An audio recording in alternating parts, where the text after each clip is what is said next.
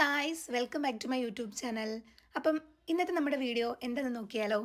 ഈ ഒരു മെറ്റീരിയൽ നിങ്ങൾ നേരത്തെ കണ്ടിട്ടുണ്ടല്ലോ. ഇത് ഞാൻ ഹെമ്മിങ് ചെയ്തിട്ടിരിക്കുന്ന മെറ്റീരിയലാണ്. അപ്പം നമ്മൾ എന്തിനാണ് ഈ ഒരു മെറ്റീരിയൽ എല്ലാ 4 സൈഡും ഹെമ്മിങ് ചെയ്തെടുത്തതെന്ന് ചോദിച്ചു കഴിഞ്ഞാൽ നമ്മളെ അവർ ഓരോരോ സ്റ്റിച്ചസ് പഠിപ്പിക്കും. ഇത് വന്നിട്ട് റണ്ണിങ് സ്റ്റിച്ചും ഇത് വന്നിട്ട് ബാക്ക്വേഡ് സ്റ്റിച്ചും ആണ് കേട്ടോ. ഇത് രണ്ടെണ്ണമാണ് നമ്മളെ ഫസ്റ്റ് ടൈം അവർ പഠിപ്പിച്ച സ്റ്റിച്ച് എന്ന് പറയുന്നത്. ആൻഡ് ഇതിൻ്റെ ബാക്ക് ഞാൻ കാണിക്കാവേ. എനിക്ക് റണ്ണിങ് സ്റ്റിച്ചിൻ്റെ ബാക്ക് നല്ല അടിപൊളിയായിട്ട് കിട്ടി. പക്ഷേ ബാക്ക്വേഡ് എടുത്തിരുന്ന സ്റ്റിച്ചസ് എന്താ പറ്റിയെന്ന് അറിയില്ല. രണ്ടിടത്ത് മാത്രമേ ഇങ്ങനെ വലിയതായിട്ട് ലൂപ്പ് വന്നു.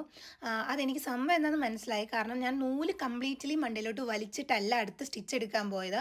അങ്ങനെ വന്നു കഴിഞ്ഞപ്പോൾ അത് അവിടെ ഒരു കെട്ട് പോലെ ഫോമായി. അതുകൊണ്ടാണ് അങ്ങനെ വന്നത്. എനിക്ക് സംഭവം എന്താണെന്ന് മനസ്സിലായി. അതിനിങ്ങനെ ഓരോരോ സ്റ്റിച്ചസ് നമ്മളെ പഠിപ്പിക്കും. അങ്ങനെ അതിന് വേണ്ടിയിട്ടാണ് നമ്മളെ ഈ 30 ഇഞ്ച് നീളത്തിലുള്ള ഈ ഒരു മെറ്റീരിയൽ അവർ എടുക്കാൻ പറഞ്ഞത്. ഇനി ഞാൻ നിങ്ങളെ ഒരു സംഭവം കാണിച്ചു തരാവേ. ഈ റണ്ണിങ് സ്റ്റിച്ച് ഉപയോഗിച്ച് ഞാൻ ചെയ്ത ഒരു ഫ്ലവർ കാണിച്ചു തരട്ടെ.